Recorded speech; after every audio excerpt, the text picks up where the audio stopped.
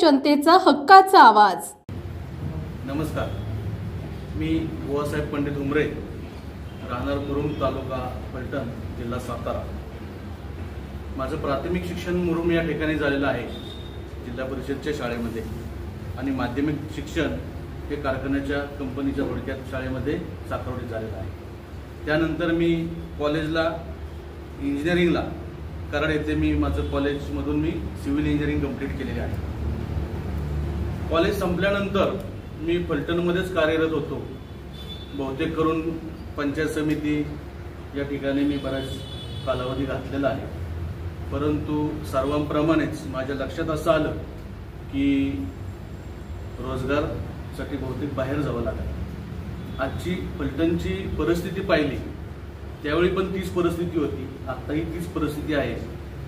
माझ्या माहितीप्रमाणे एका अभ्यासाच्या निष्कर्षाद्वारे आजही तालुक्यातील 70% तरुण हा रोजगारासाठी फलटणमधून बाहेर पडतो, जो पुण्याला जातो, बारामतीला जातो किंवा सातारा किंवा इतर ठिकाणी जात असतो।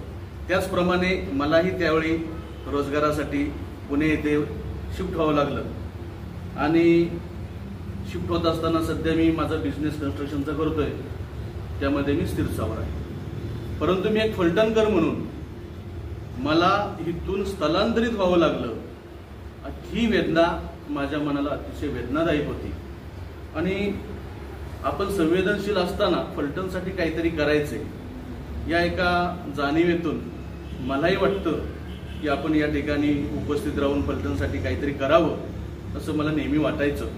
ती संधी मी याआधी प्रयत्न केला होता, परंतु मी आता या ठिकाणी 100% ठरवलं आहे की या विधानसभेसाठी मी शरदचंद्रजी पवार साहेब राष्ट्रवादी काँग्रेस या गटातून मी उमेदवारी मागितली आहे, आणि मी इच्छुक म्हणून तिथं फॉर्म भरलेला आहे। फलटणची झालेली दुरावस्था पाहून गप्प न राहिल्यामुळे मी या निवडणुकीत उतरण्याचा निर्णय घेतलेला आहे। ही दुरावस्था दूर करण्यासाठी, मतदारसंघातील युवकांच्या भवितव्यासाठी, शेतकऱ्यांच्या बांधावून जाऊन त्यांचे प्रश्न सोडवण्यासाठी, महिलांच्या सबलीकरणासाठी, दहशतमुक्त फलटणसाठी, कॅनॉलच्या अस्थिरीकरणाच्या विरोधात शेतकऱ्यांच्या बाजूने उभं राहण्यासाठी, तालुक्यातील सहकार वाचवण्यासाठी, आणि सहकार वाचवता वाचवता सर्वांना, महिला पुरुषांना, शेतकऱ्यांना न्याय देण्यासाठी, रस्तेची अवस्था झाली, दुरावस्था झालेली ते खड्डेमुक्त रस्ते करण्यासाठी, आणि सुदृढ आरोग्यासाठी माननीय श्री पद्मविभूषण शरदचंद्र पवार साहेब यांच्या सूचनेनुसार मी या ठिकाणी लोकांच्या समस्या जाणून घेत तालुक्यामध्ये फिरत आहे। तुम्हाला बातमी ती कळलीच असेल। गेल्या कितीतरी दिवसापासून मी समस्या पाहण्यासाठी आणि त्या सोडवण्याच्या निराकरणासाठी मी तालुक्यामध्ये दौरे काढलेले आहेत, यापुढे राहील।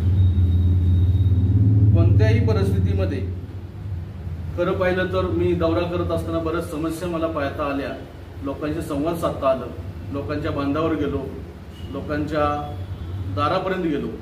त्यामध्ये असं जाणवलं की फलटणला खूप मोठ्या कामाची गरज आहे। खरं पाहिलं तर विकासावर मी न बोललेलं बरं, तुम्ही तर सर्वजण जाणताच विकास किती चाललेला आहे।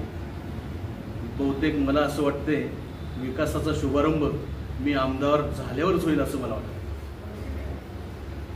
त्यामुळे मी ठरवलंय की या निवडणुकीमध्ये पूर्ण ताकदीने आणि पवारसाहेबांच्या आशीर्वादाने या निवडणुकीत उतरणार आहे। यासाठी मी आपणास या ठिकाणी बोलवलेलं आहे। साहेब, पक्षाच्या वतीने आपल्याला काही सूचना देण्यात आल्या? आपण पक्षाकडे मागणी केली, त्यानंतर पक्षाच्या वतीने आपल्याला काही सूचना देण्यात आल्या किंवा पवार साहेबांनी किंवा जे आपल्या जिल्ह्याचे निरीक्षक असतील, आपल्या मतदारसंघाचे निरीक्षक असतील, त्यांनी काय आपल्याला सांगितले उमेदवारीबाबत? मी सुरुवातीलाच सांगितलं की पवार साहेबांच्या सूचनेनुसारच मी तालुक्यामध्ये घरोघर फिरत आहे, शेतकऱ्यांच्या बांधावर जाऊन शेतकऱ्यांच्या समस्या विचारून घेत आहे, त्यावर निराकरण करण्यासाठी संपूर्ण अहवाल मी पवार साहेबांच्या समोर मांडणारच आहे। पक्षाकडून उमेदवारी नाही मिळाली तर तुम्ही अपक्ष लढवणार आहात का? मी तुम्हाला एवढंच सांगतो की 2024 ही विधानसभा मी लढवणार आहे, कोणत्याही परिस्थितीत।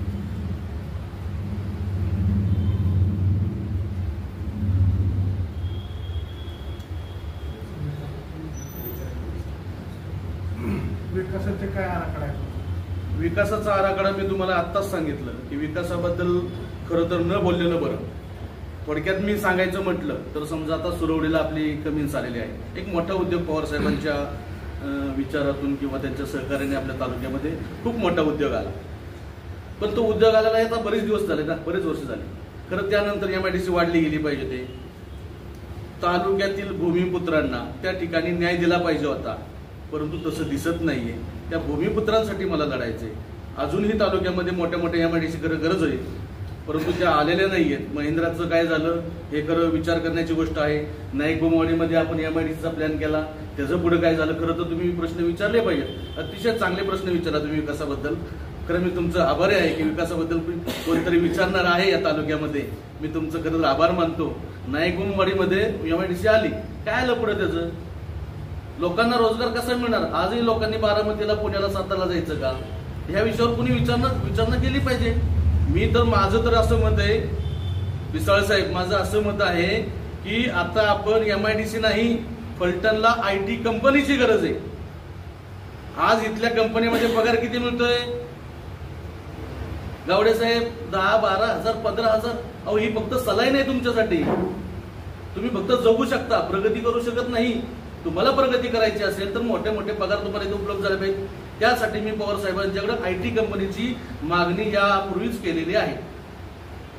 त्यामुळे आता फलटण हा विकासाच्याही पुढे जाणार आहे. नक्की विकास होणार. साहेबांचं वैयक्तिक लक्ष आहे या ठिकाणी आणि चांगले चांगले मोठे मोठे उद्योग IT कंपन्यांसारखे आम्ही मागणी केलेली आहे. तुमच्या साथीने कर अजून मागणी करू. तुम्हाला ग्रीन सिग्नल दिला का साहेबांनी? मी तुम्हाला आधीच सांगितलं की साहेबांच्या सूचनेनुसार मी तालुक्यामध्ये कार्यरत आहे. आपल्या मतदारसंघात किती गाव आहेत? गावं किती आहेत यापेक्षा 341 बूथ आहेत हे महत्वाचं आहे. त्या ठिकाणी बूथ लेवलला आम्ही काम करत आहोत. तिथील कमिट्या बनवणे, पक्षाच्या माध्यमातून वैयक्तिक माझे काही संपर्क आहेत या तालुक्यामध्ये. माझं पूर्ण बालपण गेल्यामुळे माझा मित्रपरिवार खूप मोठा आहे आणि यावेळी समाजाच्या माध्यमातून नक्कीच मला त्यासाठी प्रेरणा, समाजाच्या माध्यमातून मला प्रेरणा मिळालेली आहे आणि मला असं वाटते यावेळी बौद्ध आमदार नक्कीच होईल असं दिसतंय. तुम्ही विषय काढून सांगतो, बौद्ध मेळाव्यात तुम्ही सगळे सहभागी होता, त्यावेळेस त्यात काही भूमिका किंवा उमेदवार कोणी जाहीर केलेला नाही अजून पण. तर तुम्ही पक्षातर्फे बोलताय, मग आता ते बौद्ध मेळाव्याचं आणि तुमचं हे संलग्न आता कसं आहे? कसं आहे, मी प्रथम बौद्ध आहे, बरोबर आहे. बौद्ध ही जात मला सवलतीसाठी आहे, परंतु मी बौद्ध आहे म्हणून मला उमेदवारी नको आहे. माझी कॅपॅसिटी, कॅलिबर, माझी क्वालिटी आणि समाज सेवा ह्या माध्यमातून मला पक्षाने उमेदवारी द्यावी ही मी तुमच्यातर्फे मागणी करत आहे. साहेब, गत काही दिवसांपूर्वी रामराजे सांगितलेलं की जर समजा फलटणला माहितीतला तिढा सुटला नाही तर तुतारी वाजवायला किती वेळ लागणार? जर समजा ते पवार साहेबांकडे आले तर तुमची भूमिका काय असेल? मला आनंदच आहे. जर माझा प्रचार करण्यासाठी जर लोक पक्ष देत असतील मला आनंदच आहे ना.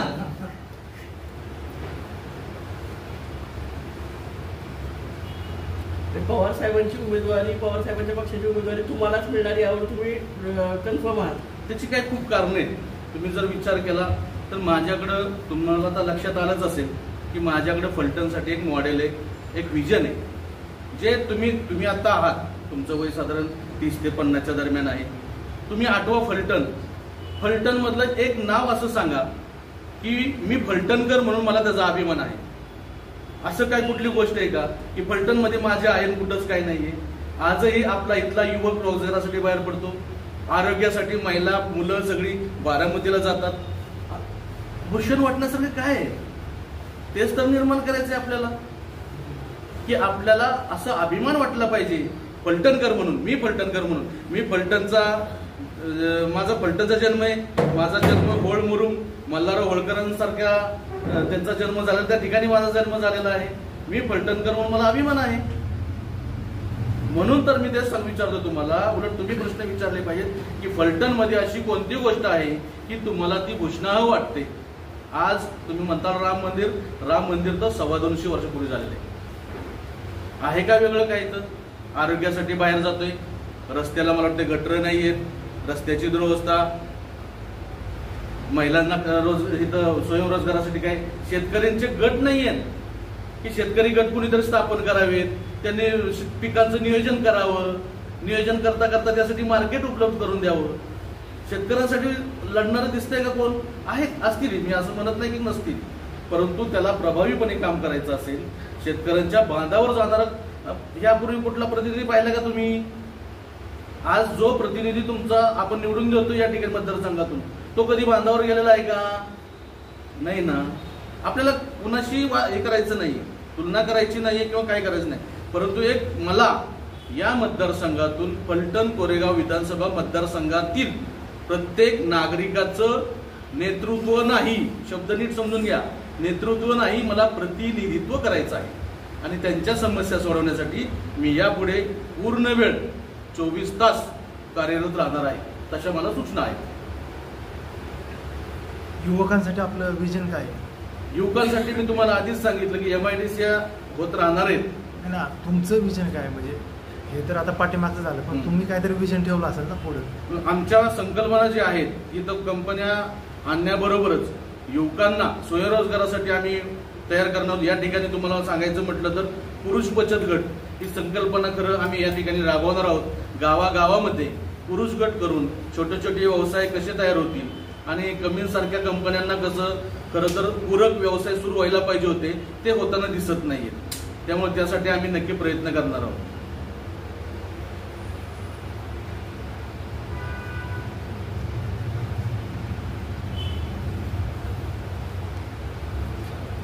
खरं तर खूप प्रश्न आहेत मित्रांनो. महिलाविषयी काय? महिलांच्या सुरक्षिततेविषयी खरं तर माननीय सौ सुप्रियाताई सुळे यांच्या माध्यमातून खरं तर अख्ख्या महाराष्ट्रामध्ये देशामध्ये एक मोठी चळवळ बचत गटाची निर्माण झाली, परंतु या फलटण तालुक्यामध्ये ते तसं दिसत नाही चळवळ.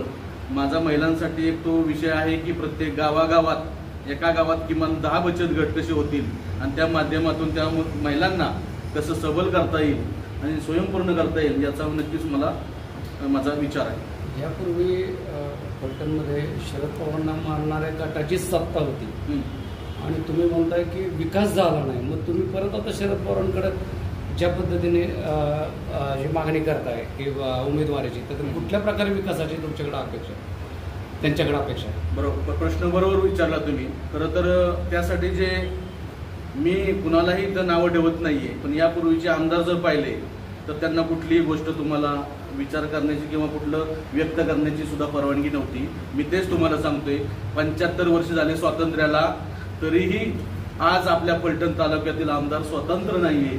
त्यांना स्वातंत्र्य करण्याची जबाबदारी या 2024ला करायची आहे.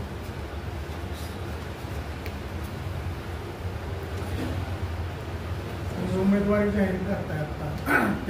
जाहीर नाही सर, तुमची इच्छा व्यक्त करताय, तर त्याबद्दल तुम्ही तुमच्या बौद्ध मेळाव्यातल्या टीमशी बोललाय का किंवा तुम्ही त्यांना विचारलंय का किंवा त्यांचा तुम्हाला पाठिंबा आहे का? हां, बरोबर, योग्य प्रश्न विचारला साहेब तुम्ही. एक लक्षात घ्या, मी उमेदवारी जाहीर केलेली नाही हे पहिल्यांदा लक्षात घ्या. मी उमेदवारी मागितलेली आहे. समाज म्हणून एक माझी भावना आहे की बाबा आम्हाला एक समाजातील एक आरक्षित म्हणून एक मोठा गट, मोठा भाऊ म्हणून खरं तर 15 वर्षात खरं संधी मिळायला हवी होती. परंतु ठीक आहे, पवारसाहेबांनी ज्यांच्या हातात सत्ता दिली होती किंवा ज्यांना पाहायला लावलं होतं त्यांना ते आमच्यातला कोण तसं संधी मिळालेली नाहीये. ती संधी बहुतेक आत्ता मिळालेली आहे विकास करण्यासाठी किंवा समाजाला नेतृत्व देण्यासाठी. मी तुम्हाला तेच सांगितलं की आम्हाला नेतृत्व नाही करायचं, प्रतिनिधित्व करायचं आहे आणि समाज नक्कीच माझ्या विचारांचा, माझ्या मनातील असलेला फलटणसाठीचा विकासाचे पर्व किंवा एक व्हिजन असलेलं जर समाजाने स्वीकारलं तर मला वाटते मतदारसंघातील लोकही स्वीकारतील असं मला वाटतं. त्या टीमच्या लोकांशी तुमचं बोलणं झालंय का किंवा त्यांचा पाठिंबा आहे का? बरोबर आहे, पाठिंबा कोणच कोणाला नाही. एक समाज म्हणून आम्ही जेव्हा एकत्र आलो की आमची भूमिका एकच होती की आमच्या समाजातील कोणालाही द्या, त्यामुळे बुवासाहेब हुमरेंनाच द्या किंवा XYZ द्या असं काही समाजामध्ये ठरलेलं नाहीये. समाज एकत्र आला होता की बाबा आम्हाला प्रतिनिधित्व द्या म्हणून. समाज त्यासाठी कुणासाठी आलेला नाहीये असं मला वाटतंय. आपण जर फलटण कोरेगाव विधानसभा मतदारसंघामध्ये आमदार म्हणून निवडून आला तर अनुसूचित जातीतील कोणत्या मुद्द्यांवर आपण विधानसभेमध्ये आवाज उठवतो? खरं तर विधानसभेमध्ये आवाज उठवण्यासाठी भरपूर मुद्दे आहेत. आता आधीच्या आमदारांनी विचार केला तर तुम्हाला एक प्रश्न आठवतो का? त्या आमदारांनी कापूस प्रश्न विचारला होता. कापसाचा प्रश्न किती महत्वाचा आहे फलटणमध्ये? नाहीच ना. त्याहीपेक्षा खूप मोठे प्रश्न या फलटणमध्ये असताना त्या आमदारांनी ते प्रश्न विचारलेले नाहीयेत, ते पहिल्यांदा लक्षात घ्या. आणि तुम्ही जे म्हणताय की अनुसूचित जातीसाठी प्रश्न विचारणार का, मी तुम्हाला हेच सांगतोय की मी फक्त अनुसूचित जातीचा प्रतिनिधित्व करत नाहीये. मला फलटण कोरेगाव विधानसभा मतदारसंघातील प्रत्येक नागरिकाचे प्रतिनिधित्व करायचे. त्यामुळे मला सगळ्यांचा विचार करायचा आहे. त्यामध्ये प्रत्येक घटक असेल, प्रत्येक जाती असतील, त्या सर्वांचा मला विचार करूनच मला पुढे काम करायचे. आणि मी नक्कीच, मला असा विश्वास आहे की मी सर्व समाज घटकांना त्यामध्ये नक्की न्याय देईन आणि युवकांसाठी कार्यरत राहील. आपल्या भागातील महत्त्वाच्या आणि ताज्या बातम्या पाहण्यासाठी गंधवार्ता न्यूज चॅनलला यूट्यूबवर सबस्क्राईब करा आणि बेल आयकॉन प्रेस करा.